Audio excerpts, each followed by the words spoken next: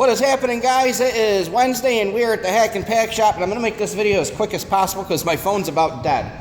But I want to talk to you guys real quick about putting a lift kit in a WK Jeep or a Commander. They're pretty much the same setup, okay, underneath. Pretty much the same vehicle.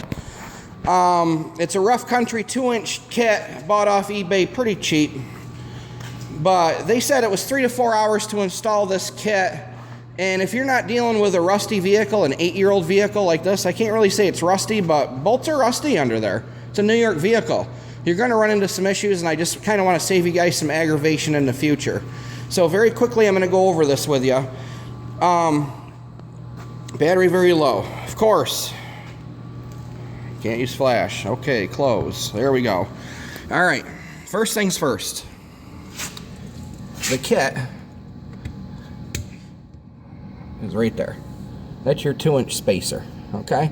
Basically your factory struts bolt to this block, and then this block bolts where your strut would bolt up into the tower. Pretty cut and dry, 2 inches. I did put brand new struts on it while I was right here because this one was leaky, and really you shouldn't change struts just one at a time. You should change them in pairs. So I changed them in pairs. But as what you're gonna need to do this kit, otherwise you're going to be chasing yourself. Tools you're going to need a half-inch socket set, millimeters. All right, anywhere is ranging from 15 to 22, I believe. And then you're going to need a 32 for this axle bolt under here. So what you're going to want to do, you're going to want to pop this upper ball joint right clean off of here.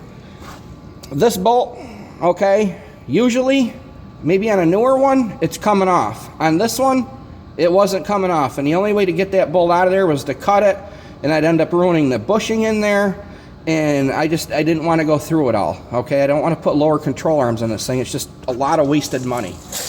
But anyway, upper control arm off, all right? This has got to be separated. The strut, you can separate it right here, okay? The strut slides into this tube. If you take this bolt, take it right out, get it out of your way, that strut will slide up and down in this tube. Lower ball joint, it's going to be up under here. That's got to be loosened or taken totally out. All right, I definitely say loosen it. This, again, if you cannot get this bolt out of here. The axle shaft, if you cannot get that bolt out, you're going to have to get that axle shaft slid out of there. It's got to be totally out of your way.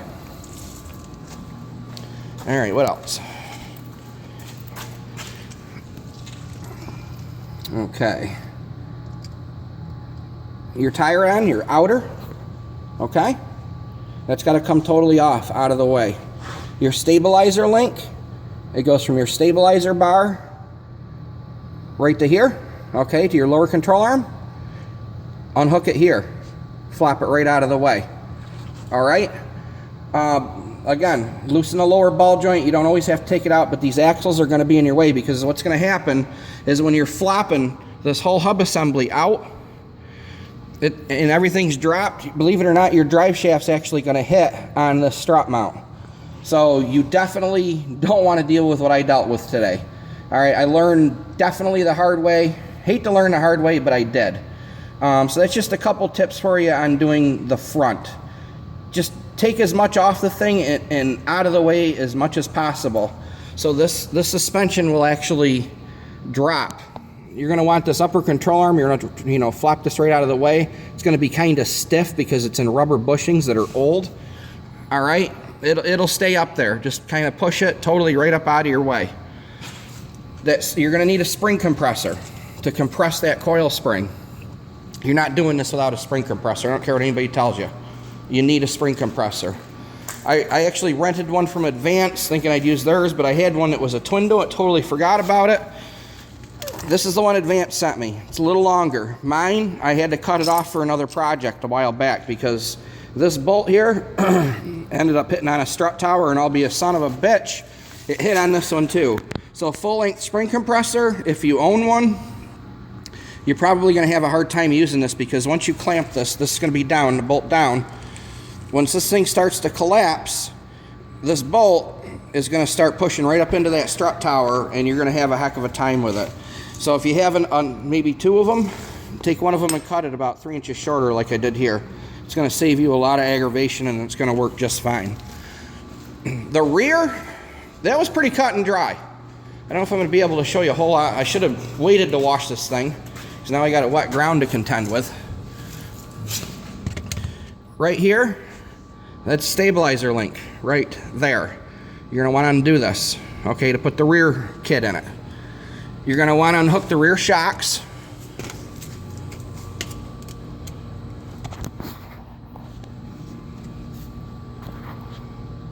All right, hopefully you can see.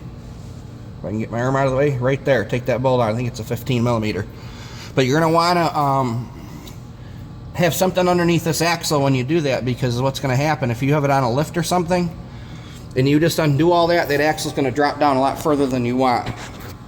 And with a rear lift kit, basically what it is, I don't know if you can see it or not, but the very dead center of the screen, you see that black shiny thing? It's all it is a 2-inch spacer plate.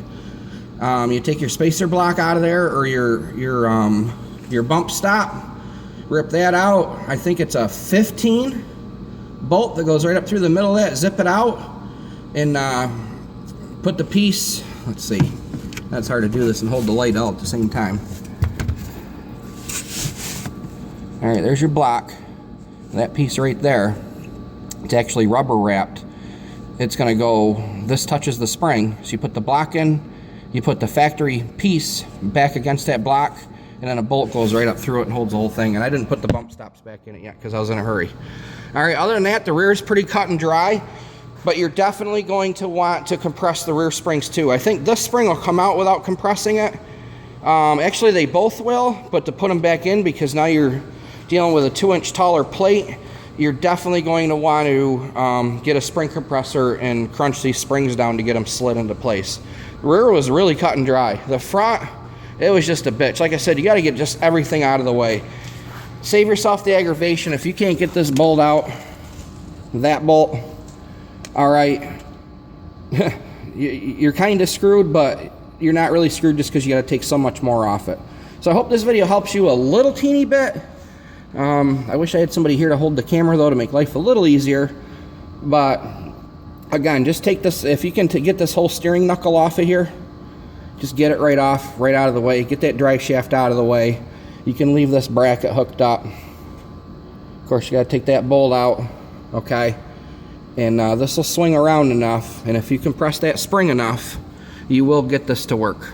So I hope the video helped you a little bit. I got to roll. Phone's about dead. Y'all have a goody. Thanks for watching. It don't look too bad lifted. I got the wheels cut for the video, but it does have a pretty good stance.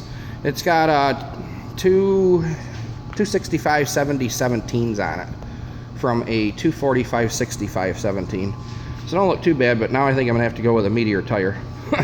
All right, later guys, off.